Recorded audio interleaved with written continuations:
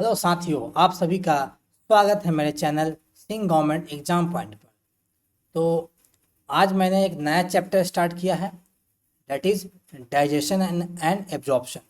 उसमें का ये पहला लेक्चर रहेगा एलिमेंट्री कैनाल पर। तो इससे पहले मैंने एनिमल किंगडम पर एक कंप्लीट लेक्चर 4-5 पार्ट में अपने चैनल पर अपलोड कर चुका हूँ। साथ ही साथ ह्यूमन रिप्रोडक्शन का भी कंप्लीट चैप्टर अपने चैनल पर वीडियो अपलोड कर चुका हूँ। उसको जरूर देखिएगा, काफ़ी फायदा आपको उससे मिलेगा। तो चलिए विदाउट एनी डिले स्टार्ट करते हैं।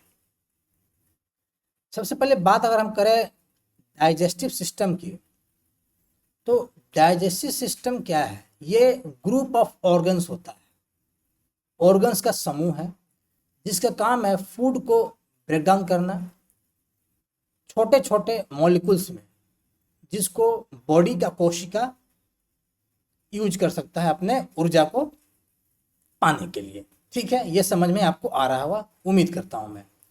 तो डाइजेस्टिव सिस्टम को दो पार्ट में पढ़ेंगे। पहला पार्ट है गैस्ट्रोइंटेस्टिनल, या इसी का दूसरा नाम है एलिमेंट्री कैनाल। दूसरा पार्ट है सहायक ग्रंथियाँ, जिसके बारे में अलग से हम लोग सेपरेट लेक्चर में पढ़ेंगे। तो आज हम पढ़ेंगे एलिमेंट्री कैनाल। तो आप यहाँ फिगर 16.1 में देख सकते हैं, ह्यूमन के डाइजेस्टिव सिस्टम में कौन कौन से ऑर्गन्स आते हैं, इन सभी ऑर्गन्स की इसमें चर्चा हो रखी है। साथ ही साथ एलिमेंट्री कैनाल की भी चर्चा हो रखी है। तो एलिमेंट्री कैनाल या गैस्ट्रोइंटेस्टिनल ट्रैक्ट में कौन कौन से ऑर्गन्स आते हैं, इन सभी ऑर्गन्स को मैंने एक फ्लो चार्ट में यहाँ पर लिख रखा है।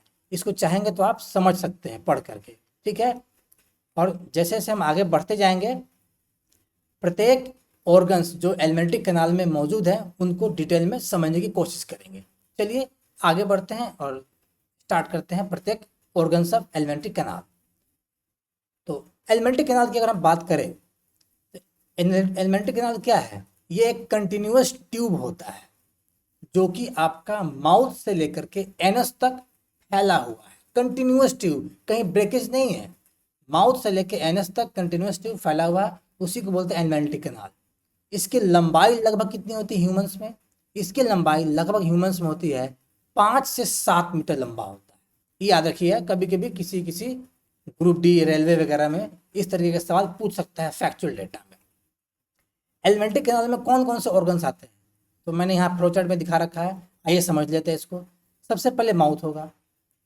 माउथ से एंट्री लेंगे बकल कैविटी या ओरल कैविटी में।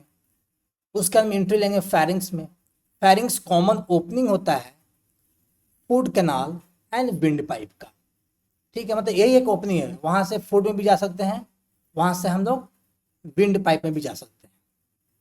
ठीक है, समझ पा रहे होंगे, उम्मीद करता हूँ। वहाँ से आएंगे एसोफेगस। फिर बात करेंगे स्टमक की। अगर हम स्टमक की बात करें तो स्टमक में 4 पार्ट होता है। सबसे पहला पार्ट है कार्डियक, दूसरा है फंडस, तीसरा है बॉडी, चौथा है पाइलोरिक। स्टमक पाइलोरिक पे एंड हो जाता है।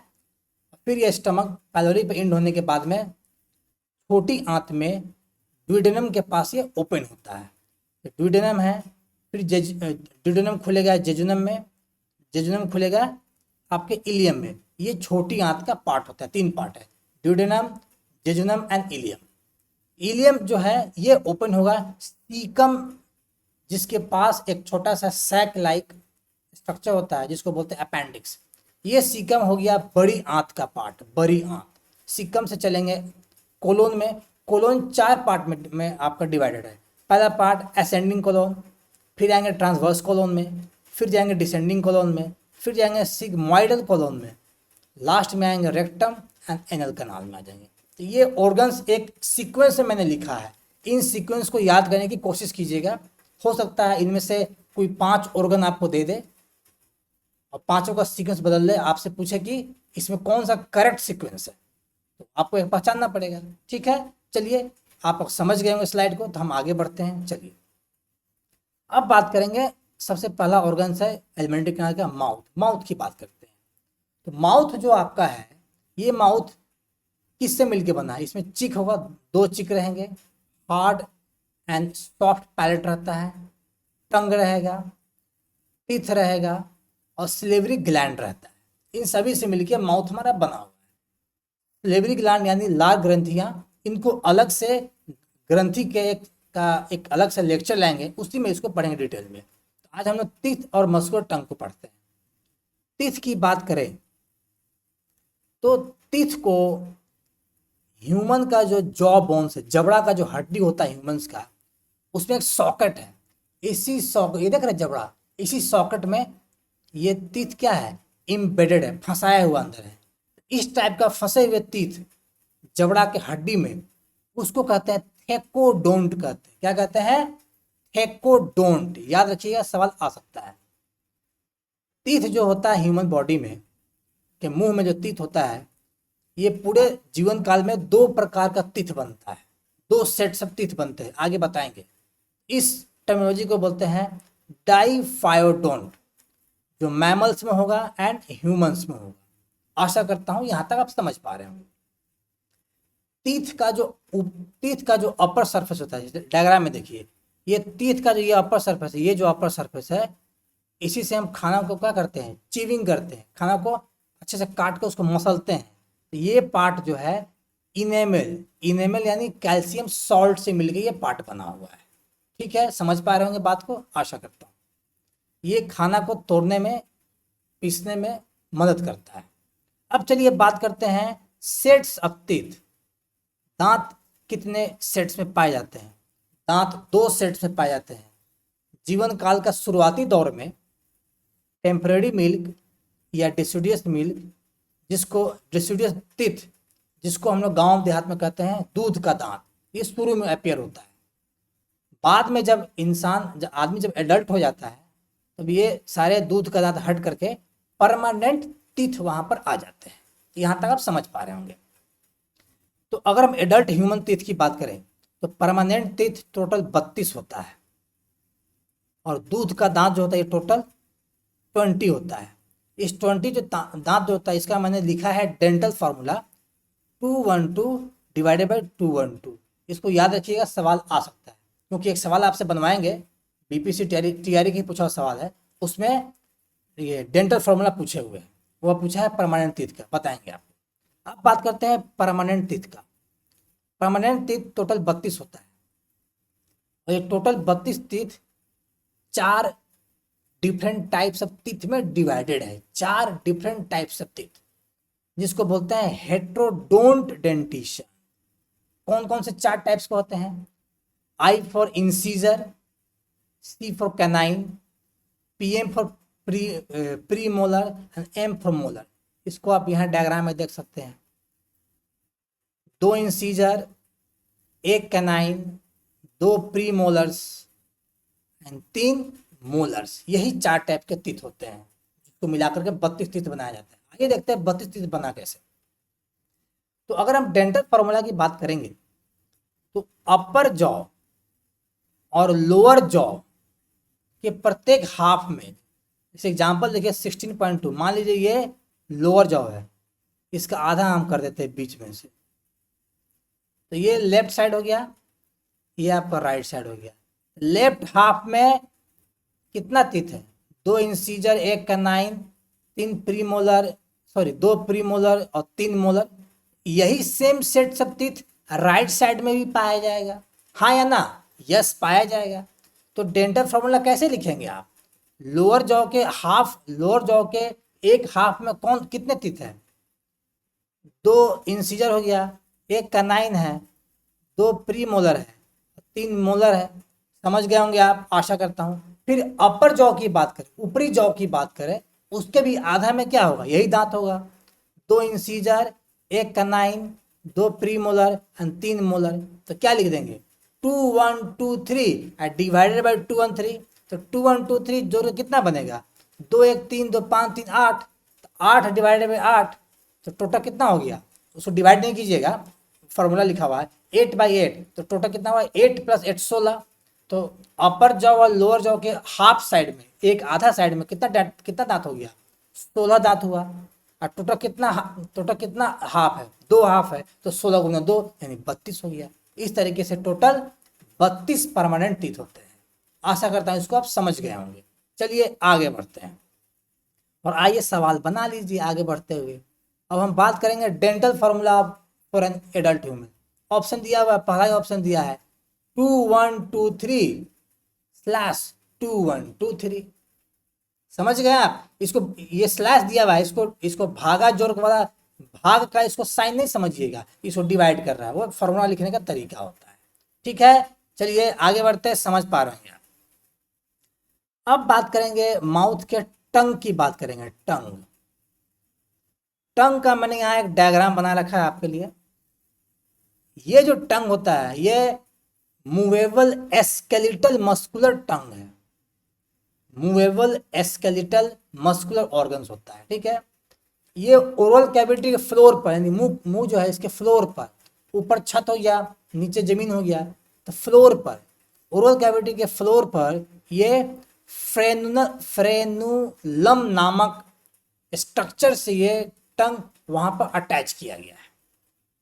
समझ गए? कोई दिक्कत नहीं किसी को? ठीक है, इस टंग के अपर साइड पर और लेटरल साइड पर बहुत सारे छोटे छोटे प्रोजेक्शंस होते हैं जिसको पैपिली कहते हैं। और यहाँ हम टंग ड्रॉ करें, टंग को यहाँ छोटा सा ड्रॉ करने की कोशिश करें, तो ये अपर सरफेस है, ये लेटरल सरफेस है, ये भी क्या है? Lateral surface. तो यू से अपर, एल से लेटरल, तो इस सरफेस में क्या है? छोटे छोटे प्रोजेक्शंस है जिसको बोलते हैं पैपिली। इसमें से कुछ पैपिली टेस्ट बर्ड की तरह काम करता है, जो स्वाद को चखने में मदद करता है। आए बात समझ में? कोई दिक्कत कोई परेशानी तो किसी को नहीं हो रहा है? और है तो कमेंट सेक्शन में पूछिएगा, जवाब जरूर मिलेगा। अब हम बात करेंगे टंग के टेस्ट पार्ट की, कि टंग पर वह कौन कौन सा पार्ट है, कौन कौन सा वह लोकेशन है जहाँ पर अलग अलग प्रकार का टेस्ट पार्ट रहता है। आइए देखते हैं इसको। तो इस पार्ट को देखने के लिए यहाँ पर डायग्राम देखिए, पोस्टीरियर का मतलब होता है जीभ के पिछला भाग, बीटर टेस्ट देता है। यह है पिछला भाग डायग्राम है जो बीटर टेस्ट देता है। टंग के एंटीरियर पार्ट, सबसे आगे वाला पार्ट, जो ये पार्ट एंटीरियर पार्ट होता है, ये क्या है? सॉल्टी होता है।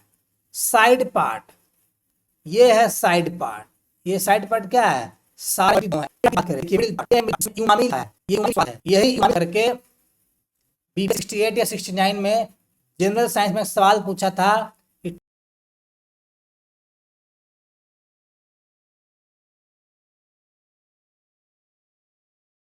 टंग में कौन सा टेस्ट नहीं होता है। ठीक है, उसमें सब ऑप्शन दिया था, उमामी भी दिया था, एक ऑप्शन उसमें नहीं होता। वही देखिए सवाल आते हैं, हर एग्जाम में सवाल आते हैं। टंग के टिप की बात करें तो ये टिप है, यहाँ पर मिठास को देखता है, मिठास। आए समझ में? याद हो गया? क्योंकि अभी सवाल आपसे बनवाएंगे हम, याद हो गया ना? चलिए आइए सवाल बनाइए। साइड पार्ट ऑफ टंग किसके लिए सेंसिटिव होता है? अभी बताया, अभी पढ़ाया मैंने आपको। साल्ट एंड सार के लिए, खट्टा और नमकीन के लिए क्या होता है? टंग का साइड पार्ट। ठीक है, समझ गए? कोई दिक्कत तो किसी को नहीं? चलिए आगे बढ़ते हैं। अब हम माउथ के बाद बात करेंगे, फेरिंग्स की बात करेंगे। मैंने बताया था फेरिंग्स क्या है? कॉमन पैसेज है खाना और एयर के लिए। यहाँ से खाना भी जा रहा है, हवा भी जा रहा है, दोनों जा रहा है। अब आइए इसको समझिए। देखिए ये हमने बोलस क्या है? माउथ में जब खाना रख कर खाना को अच्छे से चिबा लीजिएगा, और चिबाने के बाद जब खाना को अंदर निगलिएगा तो उसी को बोलते हैं बोलस। ये बोलस नीचे आ रहा है, जैसे नीचे आएगा यहाँ पर एक एपिग्लॉटिस है, एपिग्लॉटिस के नीचे यहाँ पर लैरिंग्स है। जो लैरिंग्स क्या करेगा? यही लैरिंग्स है विंड पाइप। इसके लैरिंग्स के पीछे यहाँ पर क्या है? एसोफेगस है, एसोफेगस है, ध्यान से सुनिएगा। ऊपर में ये सब क्या है? ये सब फेरिंग्स है। जैसे ही खाना फेरिंग्स से होते हुए नीचे पहुंचा, एपिग्लॉटिस को नीचे दबा के एपिग्लॉटिस बंद कर दिया। इस बंद एपिग्लॉटिस को यहाँ देखिए, यहाँ पर देख रहे हैं। जैसी एपिग्लॉटिस बंद हुआ, क्या हो गया? एपिग्लॉटिस ने लैरिंग्स को बंद कर दिया। लैरिंग्स क्या है? विंड पाइप है। लैरिंग्स को बंद कर दिया ताकि खाना हमारा एसोफेगस फूड पाइप में चला जाए, फूड पाइप में चला जाए, ना कि लैरिंग्स में घुस जाए। तो यहाँ पर एपिग्लॉटिस होता है कार्टिलेजिनस स्ट्रक्चर होता है जो कि लैरिंग्स के ओपनिंग जिसको ग्लॉटिस कहते हैं उस पर जाकर के बंद कर देता है, ताकि खाने निगलने समय, खाना को निगलने समय खाना एसोफेगस फूड पाइप में चला जाए, ना कि आपके विंड पाइप में चला जाए। आया बात समझ में? कोई दिक्कत तो किसी को नहीं है? क्लियर हो रहा है? कोई समस्या नहीं हो रही है किसी को? समझ पा रहे हैं? ठीक है, चलिए आगे बढ़ते हैं। अब हम बात करेंगे एसोफेगस की बात करेंगे। एसोफेगस, जब खाना को हम निगल गए तो क्या हुआ, विंड पाइप लैरिंग्स होकर ट्रैकिया में जाता है, विंड पाइप को एपिग्लॉटिस ने बंद किया और खाना चला गया एसोफेगस में, फिर एपिग्लॉटिस उठा, विंड पाइप खुल गया। जब खाना चला गया एसोफेगस में तो अब हम बात करेंगे एसोफेगस की। एसोफेगस पतला सा लंबा ट्यूब होता है जो कि गर्दन, नेक, थोरैक्स और डायफ्राम से होते हुए पीछे में, पोस्टीरियर मतलब पीछे की तरफ होते हुए नीचे की तरफ जाता है ये एसोफेगस। ये एसोफेगस जा करके जे शेप्ड बैग लेग स्ट्रक्चर जिसको स्टमक कहते हैं, यहाँ देखिए ये स्टमक है, ये स्टमक है जे शेप्ड स्टमक में ये एसोफेगस जाकर खुल जाता है। समझ पा रहे हैं? कोई दिक्कत तो नहीं है? जहां पर एसोफेगस स्टमक में खुलता है उस पॉइंट को रेगुलेट करता है एसोफेगियल स्फिंक्टर, यानी गैस्ट्रो एसोफेगियल स्फिंक्टर इसको बोलते हैं, जहां मैंने रेड पेन से गोला लगाया है। इस पॉइंट पर एसोफेगस स्टमक से मिल जाता है और इस ओपनिंग को रेगुलेट करता है गैस्ट्रो एसोफेगियल स्फिंक्टर। समझ में आई बात? कोई दिक्कत, कोई समस्या तो किसी को नहीं है? आशा कर रहा हूं। ये एसोफेगस म्यूकस सिक्रेट करेगा ताकि खाना जो है आसानी से नीचे ट्रेवल करके चला जाए पेट में, ठीक है, वाया पेरिस्टाल्सिस। याद रखिएगा, एसोफेगस में पेरिस्टाल्सिस नाम का एक मोशन चलता है जो कि कॉन्ट्रैक्शन रिलैक्शन करते, देख रहे हैं यहाँ पर कॉन्ट्रैक्ट हुआ तो यहाँ मसल्स रिलैक्स कर गया, तो कॉन्ट्रैक्शंस रिलैक्सेशंस होता है एसोफेगस में, इसी मूवमेंट को बोलते हैं पेरिस्टाल्सिस। समझ गए आप? कोई दिक्कत नहीं? ठीक है, आगे बढ़ते हैं। एसोफेगस किसी भी प्रकार का डाइजेस्टिव एंजाइम को सिक्रेट नहीं करता है, ना ही यहाँ पर खाना का किसी प्रकार से एब्जॉर्प्शन होता है। समझ गए ना? कोई दिक्कत तो किसी को नहीं हो रहा है? एसोफेगस क्लियर हो गया? आगे बढ़े, चलिए आगे बढ़ते हैं। अब एसोफेगस जो कि स्टमक में जाके मिला है, अब स्टमक की बात करेंगे। स्टमक कहाँ पर लोकेटेड है? तो हमारा जो एब्डोमिनल कैविटी है, एब्डोमिनल कैविटी का अपर पोर्शन लेफ्ट साइड, आपका शरीर का एब्डोमिनल कैविटी का अपर लेफ्ट साइड में आपका स्टमक लोकेट होता है। यह स्टमक जे शेप्ड होता है, जे शेप, देखिए ये जे शेप, देख रहे हैं, जे शेप स्टमक होता है। समझ पा रहे होंगे, आशा करता हूं। स्टमक एसोफेगस को ड्यूडेनम से जोड़ता है। ड्यूडेनम क्या है? छोटी आंत का पहला पार्ट है। यहां तक तो समझ में आपको आ ही गया होगा। अब बात करेंगे स्टमक में टोटल 4 पार्ट होता है। आइए डायग्राम में देख लेते हैं। सबसे पहला पार्ट फंडस, फिर कार्डियक, फिर बॉडी, लास्ट में पैलोरी। कैसे याद कीजिएगा? FCBP, इस तरीके से आप इसको याद कर सकते हैं। ठीक है, समझ पा रहे होंगे, आशा कर रहा हूं मैं। जो पाइलोरिक पोर्शन होता है, पाइलोरिक पोर्शन जो लास्ट पोर्शन स्टमक का, ये ड्यूडेनम में खुलता है बाई पाइलोरिक एस्फिंक्टर। ये सब याद रखिएगा, क्वेश्चन पूछ सकता है कि पाइलोरिक जो स्टमक का पार्ट है और जो ड्यूडेनम में खुलता है, उसके खुलने को रेगुलेट कौन करता है? तो पाइलोरिक एस्फिंक्टर करता है। यहां तक आप समझ गए होंगे, आशा कर रहा हूं। अब स्टमक का फंक्शन समझ लेते हैं। ऐसे हम लोग जब डाइजेशन पढ़ेंगे, प्रॉपर डाइजेशन पढ़ेंगे, तो वहां पर डिटेल में बताएंगे कि स्टमक फूड को डाइजेस्ट कैसे करता है। यहां समझिए, जो खाना हमने खाया था, जो खाना हमने मुंह में चबाया, उसको निगला तो उसको बोल दिए बोलस। जैसे ही बोलस स्टमक में पहुंचा, स्टमक ने बोलस को काइम में कन्वर्ट कर दिया। कल को सवाल पूछ सकता है कि बोलस को स्टमक में किस नाम से जानते हैं, तो उसको जानते हैं काइम से। याद रखिए, क्वेश्चन ऐसा आ भी सकता है। स्टमक गैस्ट्रिक जूस सिक्रेट करता है, पेप्सिन सिक्रेट करता है, इंट्रिंसिक फैक्टर सिक्रेट करता है, गैस्ट्रिक लाइपेज सिक्रेट करता है। इन सभी का फंक्शन मैं डाइजेशन चैप्टर में डिटेल में समझाऊंगा। ठीक है, यहाँ मैं नाम लिख दिया हूँ। ये स्टमक जो है ये ब्लड में गैस्ट्रिन को सिक्रेट करता है। ये सब सब्सटेंसेज मॉलिक्यूल से जो रिलीज होता है, ये काम है स्टमक का। यहाँ तक आप समझ गए होंगे, उम्मीद कर रहा हूँ। कुछ इंपॉर्टेंट पॉइंट यहाँ समझिए। स्टमक में कुछ मस्कुलर लेयर होता है। ऐसे आगे आने वाले स्लाइड में आपको हम पढ़ाएंगे कि एसोफेगस से लेकर के रेक्टम तक जो एलिमेंट्री कनाल है, इस या एलिमेंट्री कनाल में कुछ मस्कुलर लेयर होता है, जैसे कि सेरोसा, मस्कुलैरिस, सबम्यूकोसा, म्यूकोसा। इसको पढ़ाएंगे अलग से, बट यहाँ कुछ पॉइंट बता रहे स्टमक का, क्योंकि सवाल पूछा गया है बीपीएससी टीआरई में। स्टमक का अगर मस्कुलर लेयर की बात करें तो सबसे बाहर होता है सेरोसा, उसके बाद में आता है मस्कुलैरिस, उसके बाद आता है सबम्यूकोसा, और सबसे अंदर होता है म्यूकोसा। तो सब लोग अपना फोकस कीजिए मस्कुलैरिस पर। मस्कुलैरिस लेयर में 3 प्रकार का स्मूथ मसल लेयर होता है।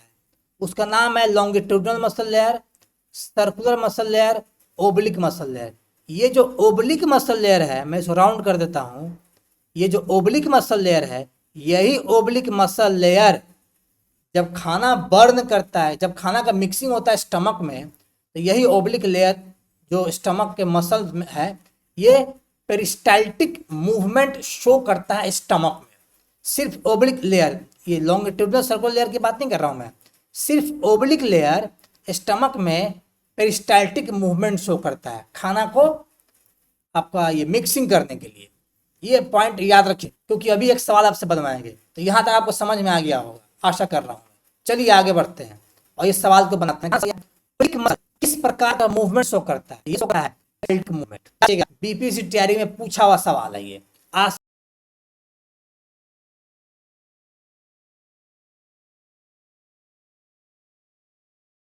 सकता है आगे भी।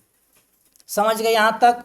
कोई दिक्कत नहीं हुआ होगा, मैं उम्मीद कर रहा हूँ। बहुत अच्छे से समझा रहा हूँ, क्रिस्टल क्लियर आपको समझ में आ रहा होगा। चलिए आगे बढ़ते हैं। अब स्टमक की कहानी खत्म हो गई। स्टमक का पाइलोरिक पार्ट छोटी आंत में अब खुलेगा। तो थोड़ा सा छोटी आंत के बारे में समझ लीजिए, ध्यान रखिए। छोटी आंत का डायमीटर, इसका डायमीटर 2.5 सेंटीमीटर होता है। याद रखिएगा, क्यों? एक पॉइंट समझाएंगे अभी। लंबाई इसकी 3 मीटर होती है। लिविंग पर्सन में 3 मीटर की लंबाई होती है। डायग्राम देखिए, डायग्राम यहाँ देखिए दिया हुआ है। स्टमक खुला, ड्यूडेनम, ये में सॉरी छोटी आंत में, छोटी आंत का पहला जो पार्ट होता है वो होता है ड्यूडेनम, जो सी शेप होता है ड्यूडेनम। फिर होता है आपका जेजुनम, फिर आता है। तो स्मॉल इंटेस्टाइन के बारे में बता दिया। अब बात करते हैं इसके एनाटॉमी की बात करते हैं, यानी स्मॉल इंटेस्टाइन का स्ट्रक्चर कैसा दिखता है इसकी बात करते हैं। इसमें पहला पार्ट होता है सी शेप्ड ड्यूडेनम, छोटा पार्ट है। ठीक है, ये स्टमक के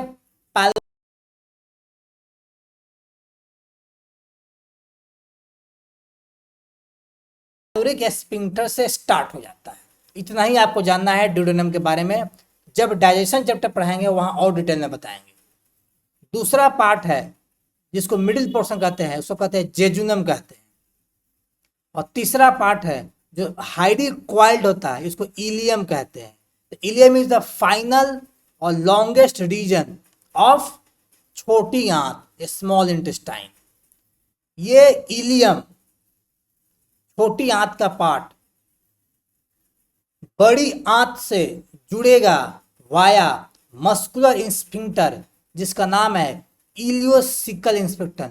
इलियो मतलब छोटी आंत का लास्ट पार्ट, और सिकल का मतलब होता है बड़ी आंत के पहला पार्ट, उससे जुट जाएगा।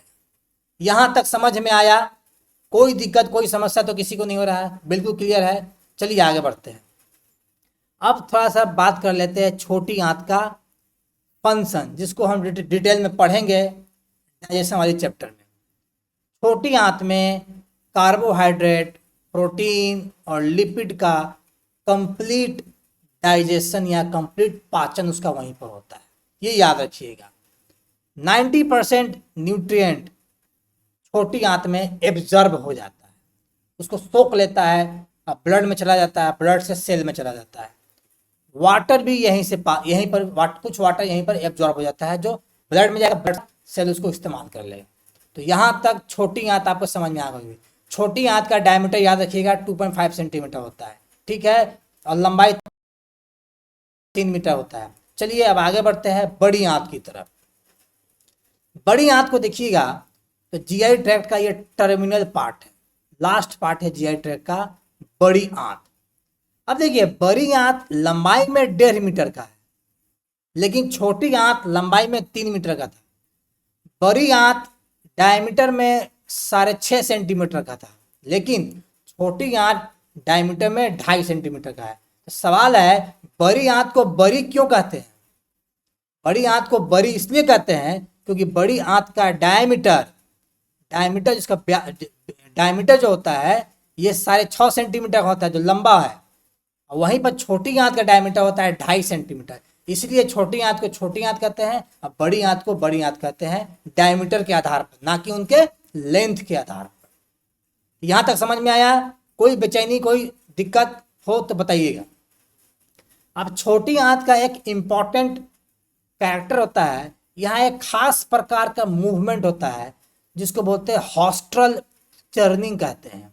ये होता है कोलोन में, कोलोन में होता है हॉस्ट्रल चर्निंग। ऐसे देखिए, ऐसे होता है हॉस्ट्रल, ऐसे होता है, इस तरह का फोल्ड बना रहता है कोलोन के पार्ट में, इस तरह का फोल्ड बना रहेगा, जिसको हॉस्ट्रा कहते हैं। यहाँ जो मूवमेंट होगा उसको हॉस्ट्रल चर्निंग कहते हैं, जो कोलोन का पार्ट है। याद रखिए, सवाल आ सकता है। अगर हम बड़ी आंत के एनाटॉमी की बात करें, कौन कौन से स्ट्रक्चर होते हैं। एनाटॉमी का मतलब है ऊपरी पार्ट, मतलब कि जब आप बड़ी आंत को खोलेंगे तो क्या क्या दिखाई देगा मैक्रोस्कोपिक लेवल पर, उसमें होता है caecum, colon and rectum. Caecum की बात करें तो सीकम के पास एक छोटा सा ब्लाइंड सैक होता है, आइए दिखाते हैं, जिसको अपेंडिक्स भी कहते हैं। ये देखिए, ये है ब्लाइंड सैक। ब्लाइंड सैक का मतलब होता है इसका एक तरफ का जो पार्ट होगा वह बिल्कुल क्लोज होगा और दूसरी तरफ का पार्ट जो होगा वह ओपन होगा, इसलिए इसको कहा ब्लाइंड सैक। यहीं पर कुछ सिम्बायोटिक माइक्रो ऑर्गेनिज्म होते हैं, ठीक है, इसी ब्लाइंड सैक होस्ट में, ये याद रखिएगा, ठीक है। सॉरी, मैंने आपको गलत बता दिया, ये मैंने अपेंडिक्स के बारे में बताया था। छोटी आंत के सिकम में एक छोटा सा ब्लाइंड सैक पार्ट होता है जिसमें सिम्बायोटिक माइक्रो ऑर्गेनिज्म होता है, सॉरी फॉर दैट। ये जो मैंने बताया था अपेंडिक्स, ये अपेंडिक्स होता है फिंगर लाइक ट्यूबुलर प्रोजेक्शंस होता है, देख रहे हैं, ये फिंगर की उंगली की तरह एक ट्यूबुलर प्रोजेक्शन निकला हुआ है सिकम से, इसी को वर्मीफॉर्म अपेंडिक्स कहते हैं। ये वेस्टिजियल ऑर्गन्स होता है, ये किसी काम का नहीं है। देखिएगा बहुत सारे लोगों का ना यही अपेंडिक्स फूल जाता है और ये फूलने के बाद काफ़ी दर्द करता है, बाद में डॉक्टर इसको काट के बाहर निकाल देते हैं, ठीक है। तो अब आपको मैं सही बता दिया हूँ, ध्यान रखिएगा, sorry for that, sorry. Caecum जो है ये कोलोन में खुलेगा। सिकम का हुआ यहाँ देखिए डायग्राम, सिकम था, इसे कोलोन में 3 पार्ट है, ascending colon, transverse colon, descending colon, 3 या चौथा पार्ट भी आ जाता है, सिग्मोइडल कोलोन कहते हैं इसको। समझ में आई बात? कोई दिक्कत, कोई समस्या नहीं हो रहा हुआ, आशा कर रहा हूँ। जो डिसेंडिंग पार्ट होता है कोलोन का, सिग्मोइडल पार्ट, ये जाकर के खुलता है रेक्टम में, खुलता है रेक्टम। कहाँ खुलता है ये? रेक्टम में खुलता है। ये रहा छोटी आंत की कहानी। इसमें इंपॉर्टेंट पॉइंट है हॉस्ट्रल चर्निंग, इसको याद रखिएगा और सीक्वेंस भी याद रखिएगा, इन्हें कि भूल गए चलो याद है, मजे में निकल गए। सीक्वेंस याद रखिएगा, ascending, transverse, descending, sigmoidal, rectum. अब बड़ी आंत का कुछ फंक्शन पता कर लेते हैं, कौन कौन सा काम करती है बड़ी आंत।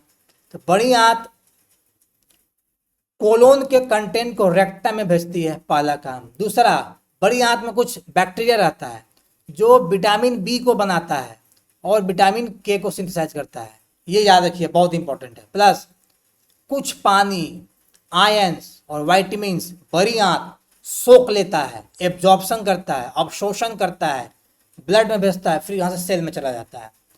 बड़ी आंत फीसेस यानी जो मल है, जो मल है उसको बनाता है बड़ी आंत। और रेक्टम को खाली करने में बड़ी आंत का ही काम होता है, जिसको बोलते हैं डिफिकेशन कहते हैं, मल को शरीर से बाहर निकालना। यहां तक आपको समझ में आ गया होगा, मैं आशा कर रहा हूं, उम्मीद कर रहा हूं। ठीक है, चलिए आगे बढ़ते हैं। तो अब जो सबसे लास्ट पार्ट है, ये सबसे इंपॉर्टेंट पार्ट है कि एसोफेगस से रेक्टम तक एलिमेंट्री कनाल एक कंटिन्यूअस ट्यूब की तरह था। उस ट्यूब को जब ट्रांसवर्सली काटिएगा, ये ट्यूब है, इस ट्यूब को जब काटिएगा ट्रांसवर्स सेक्शन में, तो इसमें कुछ लेयर दिखाई देता है, लेयर। उसी लेयर को पढ़ेंगे। इसमें टोटल 4 लेयर होता है, डायग्राम में देखिए 16.4 में। सबसे बाहर के लेयर को बोलते हैं सेरोसा। क्या बोलते हैं इसको? सेरोसा। उसके बाद में अंदर में आता है मस्कुलरिस। इसमें 2 टाइप का मसल्स होता है, inner circular muscle, outer longitudinal muscle. याद रखिएगा, एसोफेगस से लेकर रेक्टम तक 2 ही प्रकार का मस्कुलरिस में मस्कुलर लेयर होता है, एक्सेप्ट स्टमक जहां 3 लेयर होता है, inner circular, outer longitudinal and तीसरा ओब्लिक मसल लेयर। ये याद रखिएगा। मस्कुलरिस के बाद आता है सब म्यूकोजा। सब म्यूकोजा के बाद में सबसे अंदर आता है म्यूकोजा, और म्यूकोजा के बाद आता है ल्यूमेन। यही ल्यूमेन है जहां पर फूड को अच्छे से तोड़ दिया जाता है, और यही फूड म्यूकोजल लाइनिंग में जाकर के अवशोषण हो जाता है, इसका एब्जॉर्प्शन हो जाता है। यही मैं समझा रहा था, आपको समझ में आया होगा। आइए सेरोसा की बात करते हैं। सेरोसा आउटर मोस्ट लेयर है, ये 3 मेजोथेलियम के मिलकर बना हुआ है। इसमें कुछ कनेक्टिव टिश्यू भी होता है। अब बात करते हैं मस्कुलरिस की। मस्कुलरिस इंपॉर्टेंट है, याद रखिएगा। मस्कुलरिस स्मूथ मसल से मिलकर बना हुआ है। ये सर्कुलर और आउटर लॉन्गिट्यूडिनल लेयर में डिवाइडेड है, एक्सेप्ट स्टमक। स्टमक में 3 लेयर होता है, inner circular, outer longitudinal and oblique muscle. Stomach में 3 मस्कुलर लेयर हो गया। स्टमक को छोड़ के जितने पार्ट एलिमेंट्री कैनाल में है, सभी में 2 ही लेयर होता है, inner circular and outer longitudinal. ये पॉइंट ध्यान से याद रखिएगा, अगर डेप्थ में गया बीपीएससी तो ये क्वेश्चन पूछ सकता है। ठीक है, आशा कर रहा हूं। अब बात करेंगे सब म्यूकोजल का। सब म्यूकोजल की बात करेंगे, इनर टू मस्कुलरिस। सब म्यूकोजल में कनेक्टिव टिश्यू होता है, लेकिन लूज कनेक्टिव टिश्यू होता है। इसी सब म्यूकोजल में नर्व्स होता है, नर्व्स। इसी में ब्लड होता है, यानी ब्लड वेसल्स होगा, खून में ब्लड वेसल्स में ब्लड रहता है, और लिम्फ वेसल्स रहता है, लिम्फ वेसल्स। यही लिम्फ वेसल्स फैट को एब्जॉर्ब करने में हेल्प करता है। एक पॉइंट और याद रखिए, मैंने रेड कलर में लिखा है, सब म्यूकोजल लेयर में ग्लैंड्स भी होती है, ग्रंथियां भी पाई जाती है, और ये ग्रंथियां खास करके ड्यूडेनम में दिखा। ऐसे ग्रंथि इसमें नहीं पाया जाता है, सब म्यूकोजल में ग्रंथियां पाई जाती है म्यूकोजल में, बट सब म्यूकोजल में ग्रंथियां पाई गई कहां पर? ड्यूडेनम में। ड्यूडेनम में ग्रंथि होती है जिसको बोलते हैं ब्रूनस ग्लैंड्स कहते हैं। इसके बारे में डिटेल चर्चा हम डाइजेशन के चैप्टर में करेंगे। तो याद रखिएगा कि सब म्यूकोजल लेयर में ग्रंथि होती है, उसका नाम है ब्रूनस ग्लैंड इन ड्यूडेनम। याद रखिएगा, इतना गहराई पढ़ा रहे हैं तो क्वेश्चन आ सकता है। ठीक है, चलिए आगे बढ़ते हैं। अब बात करेंगे म्यूकोजल लेयर का। Inner most layer mucosal layer, जहां पर फूड का अवशोषण, फूड का एब्जॉर्प्शन होता है। ठीक है, इनर मोस्ट लेयर है। स्टमक की बात करें तो स्टमक में ये म्यूकोजल लेयर इरेगुलर फोल्ड्स बनाता है, फोल्ड्स रहता है, ऐसे ऐसे फोल्ड्स रहेगा, इरेगुलर फोल्ड्स रहता है, जिसको रगे कहते हैं। ठीक है, या समझ में आ रहा हो? आशा कर रहा हूं। स्मॉल इंटेस्टाइन में, ध्यान से सुनिएगा, स्मॉल इंटेस्टाइन में यही muscular layer finger like foldings बनाता है, जिसको विलाय कहते हैं, विलाय। आइए डायग्राम में देखिए विलाय को, यहाँ विलाय है, ये है विलाय, ये देख रहे हैं कदम में छोटे छोटे सेल्स का बना, ये विलाय होता है, ये विलाय होता है। यही विलाय है फिंगर लाइक प्रोजेक्शन, जहां पर फूड का एब्जॉर्प्शन होता है, फूड का अवशोषण होता है।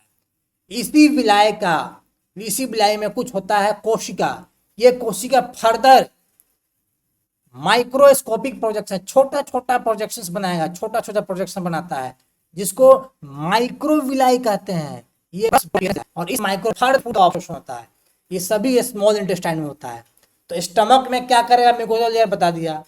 स्मॉल इंटेस्टाइन में क्या करेगा, म्यूकोजल लेयर बता दिया। इसी म्यूकोजल लेयर में एपिथेलियल सेल होता है जिसमें गॉबलेट सेल्स होता है। यही गॉबलेट सेल्स म्यूकस को सिक्रेट करता है, याद रखिएगा, म्यूकस को सिक्रेट करता है। इसी म्यूकोजल लेयर में ग्रंथियां भी होती है। स्टमक में ग्रंथि है जिसको बोलते हैं गैस्ट्रिक ग्लैंड्स कहते हैं। डाइजेशन के चैप्टर में डिटेल में पढ़ाएंगे। प्लस इसी म्यूकोजल में खास करके इंटेस्टाइन के लेयर में, इंटेस्टाइन में जो विलाई जो होता है, विलाई फिंगर लाइक प्रोजेक्शन, इसके बेस पर आइए ध्यान देखिए, विलाई का ये बेस है, ये बेस यहाँ विलाई का ये बेस है। इसी बेस के बीच में देखिए, इसी बेस के बीच में ट्यूब लाइक ग्रंथि होती है, ट्यूब लाइक ग्रंथि। ये विलाई है, ये विलाई है, इसके बेस में ट्यूब लाइक ग्रंथि होती है जो विलाई के नीचे धंसी हुई रहती है, जिसको हम कहते हैं क्रिप्ट्स कहते हैं, क्रिप्ट्स। और ये इंटेस्टाइन में होता है और इसका नाम रखा गया है क्रिप्ट्स ऑफ लिबरकून। लिबरकून किसी साइंटिस्ट का नाम होगा जिसने ये पता किया था, क्रिप्ट्स ऑफ लिबरकून। तो आपको याद हो गया होगा कि स्मॉल इंटेस्टाइन में विलाई होता है, विलाई के बेस पर ट्यूब लाइक ग्रंथियां के नीचे बेस पर धंसी हुई रहती है जिसको क्रिप्ट्स कहते हैं, और इंटेस्टाइन में पाया जाता है क्रिप्ट्स ऑफ लिबरकून। यहां तक समझ में आया, आशा कर रहा हूं। अब देखिए विलाई और माइक्रोविलाई का फंक्शन क्या। फंक्शन ये है कि ये स्मॉल इंटेस्टाइन में ये विलाई माइक्रोविलाई सरफेस एरिया को बड़ा कर देता है। मान लीजिए ये विलाई या माइक्रोविलाई है तो सरफेस एरिया को बड़ा करेगा, तो सरफेस एरिया जितना बड़ा होगा उतना ही ज़्यादा, उतना ही आसानी से फूड का अवशोषण हो जाएगा, फूड का एब्जॉर्प्शन हो जाता है। इसी विलाई माइक्रोविलाई में ब्लड कैपिलरीज होगा और लार्ज लिम्फ वेसल्स होता है जिसको लैक्टियल्स कहते हैं। यही लैक्टियल्स आगे पढ़ाएंगे डाइजेशन में। डाइट में जो फैट्स होता है उसी फैट्स को ब्लड में एब्जॉर्ब कराने के लिए यही लिम्फ वेसल लैक्टियल्स फैट को लेके जाता है, ब्लड में इसको एक्सचेंज कर देता है। तो यहाँ तक आपको समझ में आ गया। और यही कैपिलरीज है जहाँ पर फूड का अवशोषण होने के बाद यहाँ पर ब्लड में फूड आ जाती है, फिर जाती है सेल में, वहाँ सेल उसको इस्तेमाल कर लेता है। तो यहाँ तक आपको स्मॉल म्यूकोजल लेयर के बारे में पूरी तरह से आपको समझ में आ गया होगा। तो सबसे तो एलिमेंट्री कैनाल की बात करें, माउथ से एसोफेगस से ये लार्ज इंटेस्टाइन तक की हम बात करें तो 4 लेयर है। सबसे बाहर सेरोसा, उसके बाद में मस्कुलरिस, उसके बाद में सब म्यूकोजा, उसके बाद में म्यूकोजल लेयर, फिर लास्ट में म्यूकोजल लेयर। 4 आपका लेयर आपको इस तरह से हो गया। आपको समझ में आया, आशा मैं कर रहा हूँ। ठीक है, चलिए आगे बढ़ते हैं। और इसी के साथ लेक्चर ये समाप्त होता है। उम्मीद है कि इस लेक्चर को आपने एंजॉय किया होगा। ठीक है, क्वेश्चन भी बनाया होगा, इससे क्वेश्चन आएंगे, याद रखिएगा। ठीक है, तो लेक्चर को मैं यहीं एंड करता हूँ। फिर मिलेंगे अगले लेक्चर में, मिलेंगे डाइजेस्टिव ग्लैंड के चैप्टर के साथ मिलेंगे। तब तक इंतजार कीजिए, इस लेक्चर को पढ़िए और चैनल को सब्सक्राइब कीजिए, वीडियो को लाइक करते रहिए। बाय।